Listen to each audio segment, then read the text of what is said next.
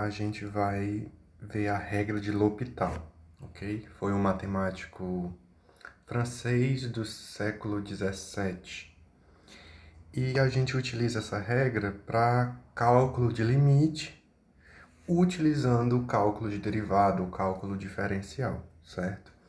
A gente vai utilizar a regra de L'Hopital, a gente pode utilizar a regra de L'Hopital quando a gente chegar em casos em que os limites se tornam indeterminados. A gente vai tentar calcular o limite e chega naqueles casos, como tem destacado aqui, zero sobre zero, que é uma indefinição, uma indeterminação matemática, ou infinito dividido por infinito, que é uma coisa também que a gente não sabe o que é uma indeterminação matemática. Então a gente vai fazer uso da regra de L'Hopital nesse caso. O que é que essa regra diz para a gente? Ela diz que se f e g de x são funções deriváveis, tais que o limite quando x tende a de f de x dividido por g de x, então são limites de funções racionais, é da forma zero dividido por zero, que é a indeterminação, ou infinito dividido por infinito, seja ele mais ou menos infinito.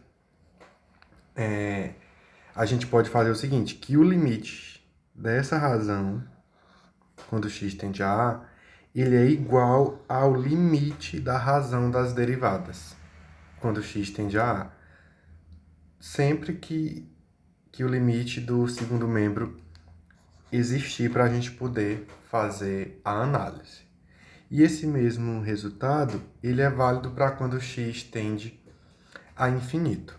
Nesses exemplos aqui, a gente tem três limites que darão indeterminações, certo? Se vocês depois tentarem aí calcular o limite fazendo a substituição, utilizando as propriedades de limites no infinito que a gente viu, a gente vai obter indeterminações. Aí como é que a gente resolveria isso utilizando a regra de L'Hopital, certo? Nesse primeiro caso aqui, eu tenho limite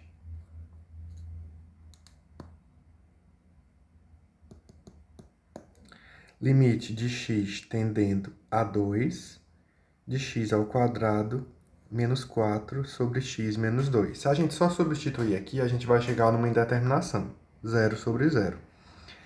Esse limite aqui, ele é equivalente ao limite de x tendendo a 2, de 2x dividido por 1.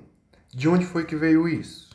A gente fez o seguinte, a gente chamou f de x do numerador e calculou a sua derivada. F' de x é igual a 2x. Está aqui no numerador. A gente chamou de g de x o denominador e calculamos a derivada de g' de x.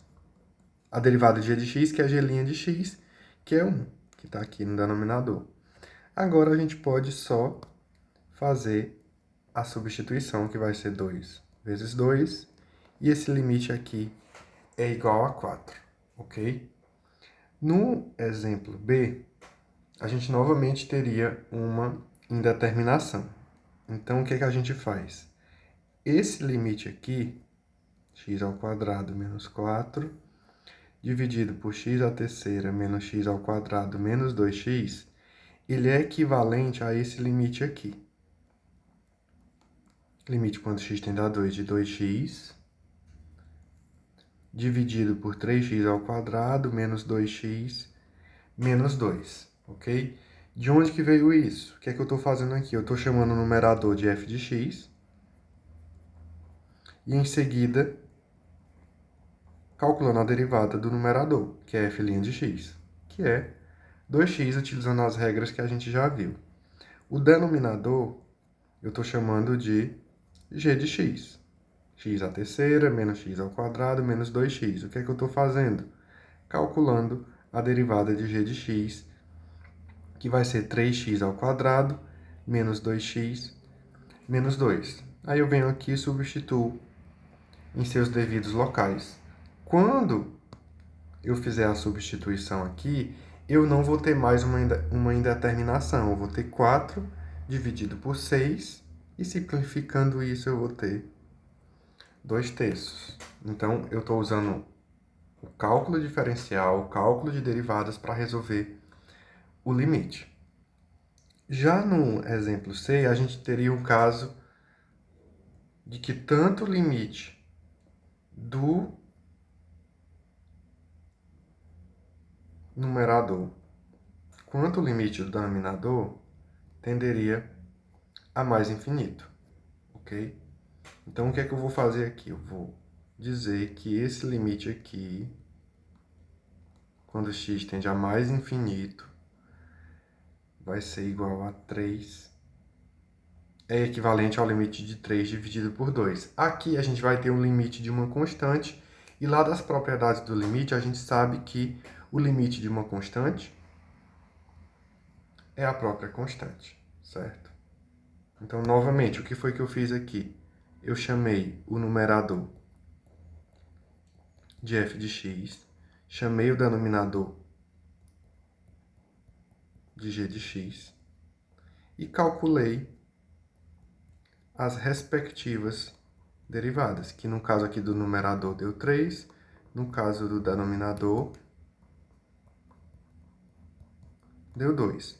Fiz a substituição lá no limite, observei que esse limite é o limite de uma constante, e independente do para onde o limite está indo, o limite de uma constante é a própria constante, certo?